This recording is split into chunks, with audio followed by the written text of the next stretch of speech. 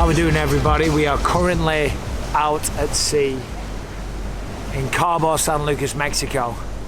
Obviously, we got Topuria calling out Islam Makhachev. We have Islam Makhachev maybe trying to sidestep that fight for a variety of reasons. And a lot of people now are starting to build a narrative that Islam's afraid of Topuria, which I think, to be honest, is just, that's an insane narrative. That's not true at all. And then also we've got Islam Makhachev's coach, Javier Mendez, kind of calling out Paddy Pimblett. Now, Paddy had, oh, there's my phone, never a bloody moment's rest. Hold on, let me get rid of that. Independence, Ohio. Who the hell is that? Yeah, so Javier Mendez is kind of saying that Paddy Pimblett would be a very, very exciting choice. Is he worthy? Yes. Paddy just destroyed Michael Chandler, as we know.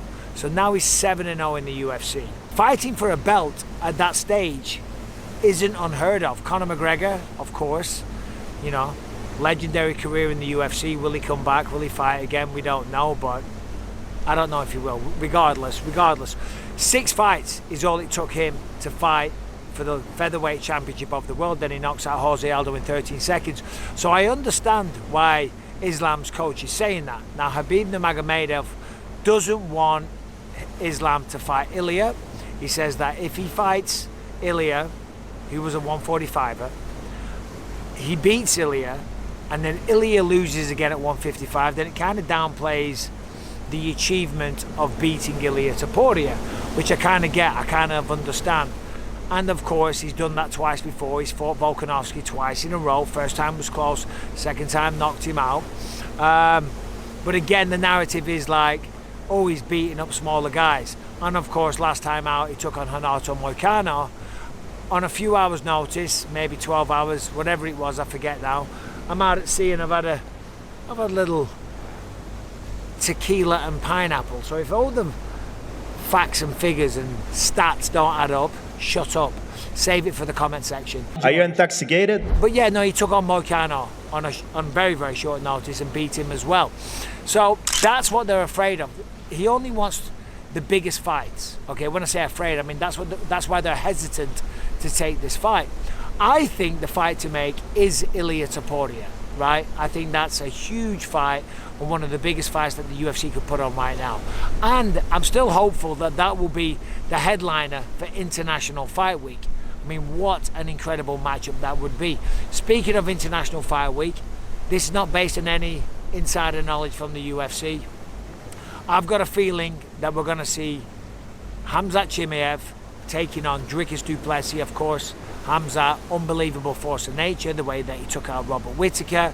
He's undefeated. He hasn't been too busy lately, but the way that he destroyed Robert Whittaker, you know, that stamp that he put on that fight, crushing his teeth out, of course, you know, give the man a title fight and give him Dricus du Plessis on International Fight Week. That's a close fight.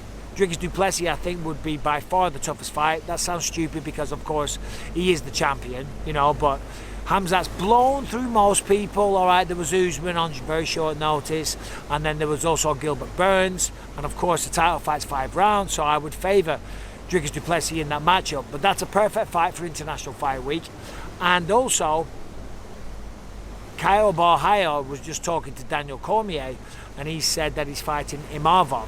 Now, the beauty of that matchup being on International Fight Week is that if Dricus fights Khamzat and somebody gets injured, then they've automatically got a short notice replacement on the card ready to go. I was talking about John Jones versus Tom Aspinall. That would have been the perfect matchup, but it's only 2 months away, so it doesn't look like that fight's happening. We've spoke about that a lot, so I'm not going to get into that, but that's just crazy. Tom should get the shot against John Jones. However, Ilya Topuria versus Islam Makhachev, that should be the fight. If that doesn't happen, if Islam sticks to his guns, if he was to say, no, I'm not doing that, I refuse, okay? And if anything, I want to fight the winner of Jack Della Maddalena versus Bilal Muhammad. If he was to do that, because he is such a great champion, because he has taken short notice fights, because he's the most successful lightweight on planet Earth in the history of the sport, there ain't going to be any crazy talks of stripping Islam Makhachev. That just isn't going to happen. But if he does have to fight Ilya one more time, then maybe it's against Paddy Pimblett. Of course, Paddy has history with Ilia Topuria, hand sanitizer boy and all that crap at UFC London a couple of years ago.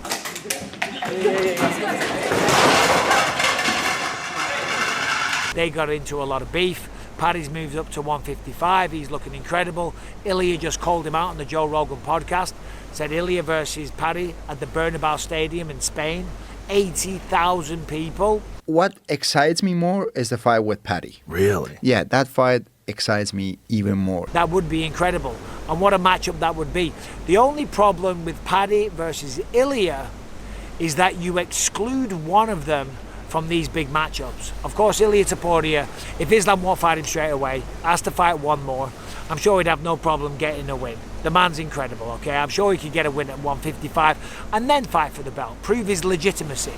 And then in the meantime, you have Paddy Pimblett fight somebody else, okay? Maybe a Charles Oliveira, which, by the way, isn't an easier matchup. Charles Oliveira is incredible, as we know, former champion, defended the belt a bit, most submissions, most bonuses, one of the most exciting fighters in all the sport. Maybe you have Paddy fight him, maybe he fights Justin Gaethje, maybe Islam Makhachev fights Justin Gaethje. But the lightweight situation right now is kind of crazy because, you know, you've got Islam that doesn't want to fight some of the people for whatever reason, and then you've got Justin Gaethje sitting on the sidelines, just wants to get his hands on anybody, wants to fight. But the problem is he just beat Rafael Fiziev again on short notice, somebody that had beaten before, and I don't know if that would be the one to get him a title fight. But if we forget about meritocracy and we just think about exciting matchups, there's not a man alive, no man alive does not want to see Islam Makhachev versus Justin Gaethje. We would all want to see that. And then, of course, the other big contender at 155, the other big name, the other big star, is the one and only Dustin the Diamond Poirier. He says that he's going to announce his last fight soon. I've got a feeling I know who that is. I think a lot of people know who it is as well. I heard from his coach. In fact, I know exactly who it is, but I'm not going to say right now because that's not my place or position to be doing that. So it ain't going to be Dustin Poirier. So I would say the way that this all plays out, Ilia's pushing for Islam. I think Islam will take it. I mean, Khabib Nurmagomedov is his coach, and he's dead against it. Javier Mendez wants Paddy. The UFC would probably want it. Of course, Ilia says that the UFC kind of guaranteed him a title fight. That's why he vacated the belt at featherweight and moved up.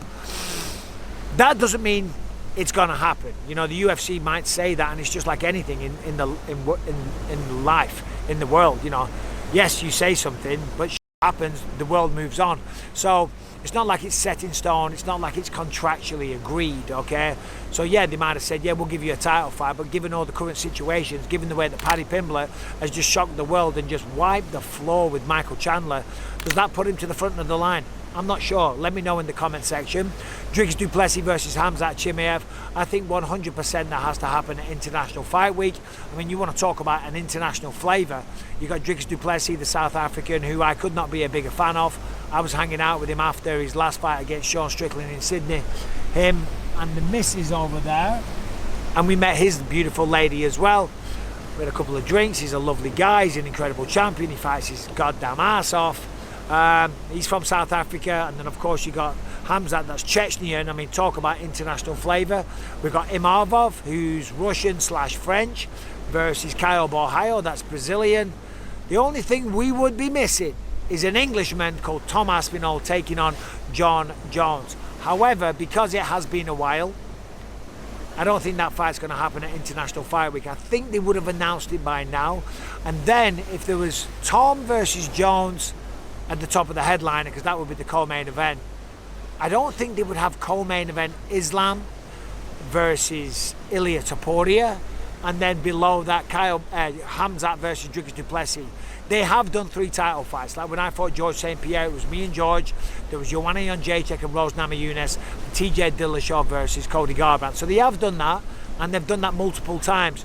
But that would be 3 blockbuster fights that could headline pay-per-views in their own separate rights. So yeah, it's just kind of an interesting one. I don't think, to summarise this and wrap it all up in a second, I don't think Islam's scared of anybody. And for anybody to suggest that narrative is just a little bit insulting. The man's incredible.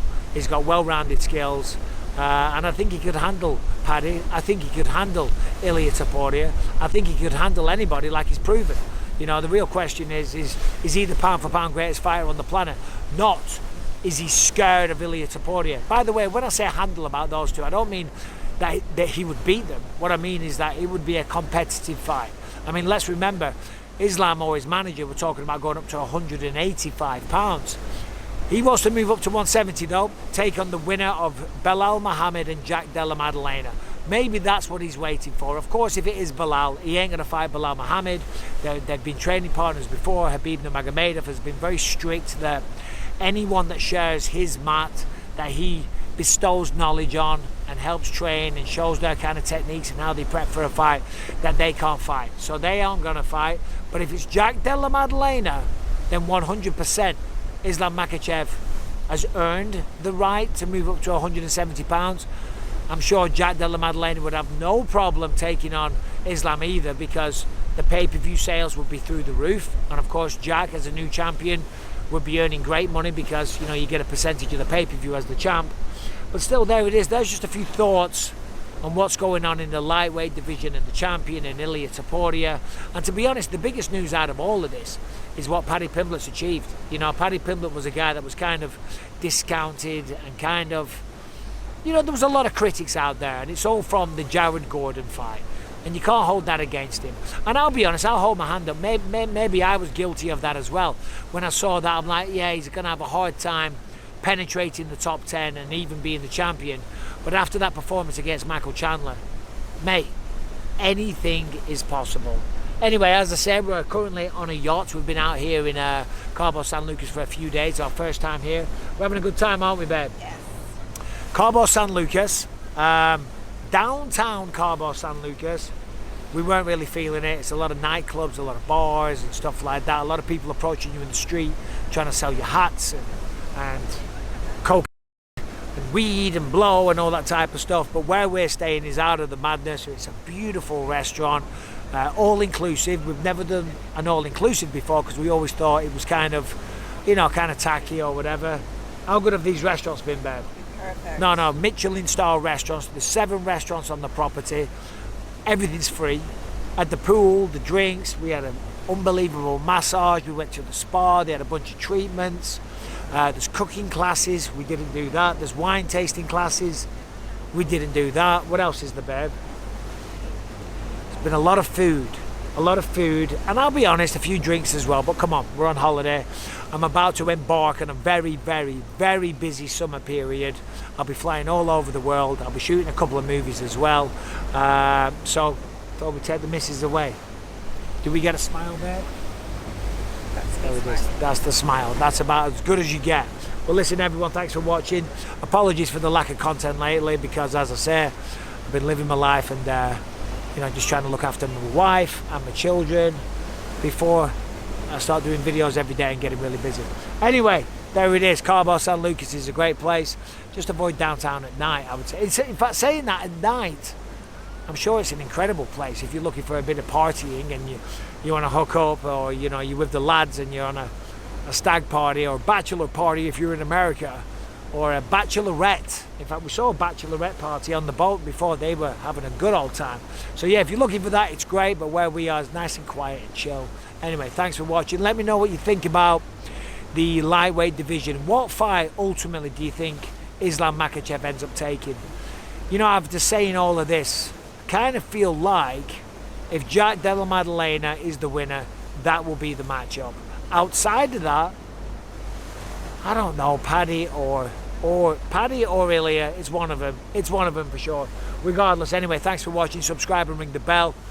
Let me know what you think about it in the comment section. And I'm going to go back to doing what I do best, and that is annoying my wife. Cheers to that. You guys take care.